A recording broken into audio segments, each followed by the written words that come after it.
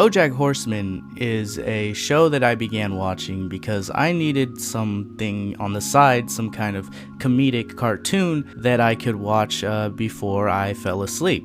Little did I know that Bojack Horseman was more than just a simple comedy. It tackled very big subjects and it had some amazing episodes. That being said, it ended up being a show that I was just binging and had my 100% full attention to instead of one that I was going to fall asleep to.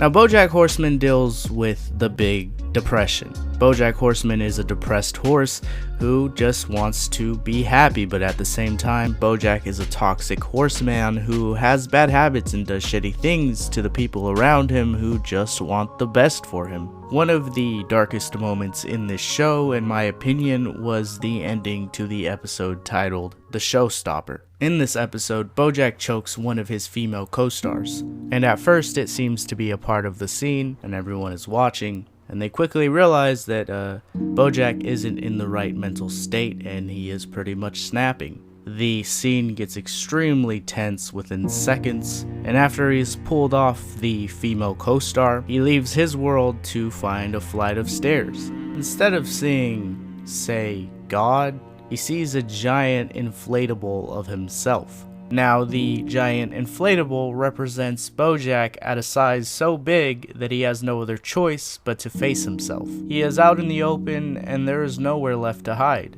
All those years of blaming addiction, neglect, and the people around him for his actions was never the actual reason. This is the moment he realizes that he is the only one to blame for the life that he has, which is the first step of him figuring out how to be happy. I gotta bring up another very dark moment in the episode that deals with purgatory, titled The View from Halfway Down. We find that Bojack has attempted suicide and therefore is belly down in his own swimming pool, and during this episode we get this moment. Is it terrifying? No, I don't think so. It's the way it is, you know. Everything must come to an end. The drip finally stops. See you on the other side. Oh, Bojack, no. There is no other side. This is it.